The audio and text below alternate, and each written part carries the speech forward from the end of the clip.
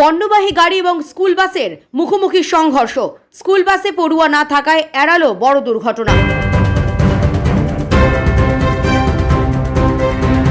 আবারও 12 নম্বর জাতীয় সড়কে পথ দুর্ঘটনা। এবার পণ্যবাহী গাড়ি ও স্কুল বাসের মধ্যে মুখোমুখি সংঘর্ষ।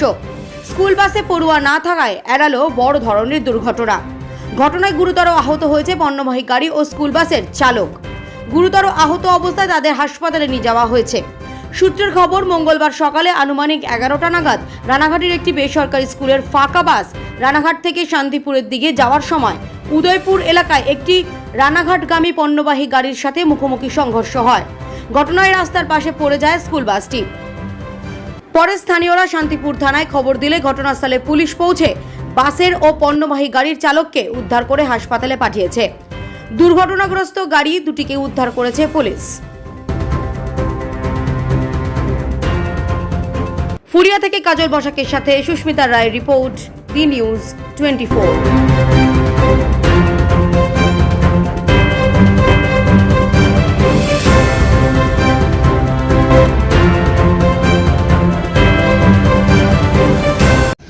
এই গাড়িটা এই সাইড দিয়ে নিজের মতন আসছিল, আর ওই বাসটা রং সাইড দিয়ে আসছিল। তা এ হয়তো ঘুমের ঝোড়ে ছিল, যাই হোক, তো বাসটা রং সাইড দিয়ে আসার পরে ধাক্কা মারে, বাউন্ডারির উপরে চলে যায় বাসটা। তো বাসে স্কুলের কোনো লোক ছেলে বাচ্চা ছিল না। বাসের ড্রাইভার একটু ক্ষতিমতি হয়েছে, ওটা একটা স্কুলের বাস ছিল, ওদের নিয়ে গেছে হসপিটালে। আর এই ড্রাইভারটা পুলিশে ধরে নিয়ে গেল।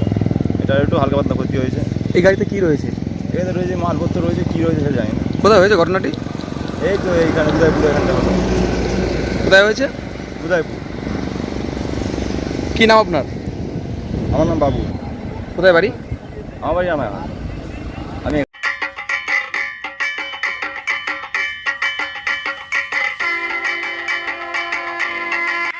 উৎসব মানেই খাওয়া দাওয়া, উৎসব মানেই নোনতা মিষ্টির সংমিশ্রণ। আর এবার আসন্ন শারদীয়া ও দীপাবলি উপলক্ষে কেক, পেস্ট্রি, বার্গার সহ বিভিন্ন ভ্যারাইটিস মুখরোচক খাবার নিয়ে হাজির হয়েছে মঞ্জিনিস।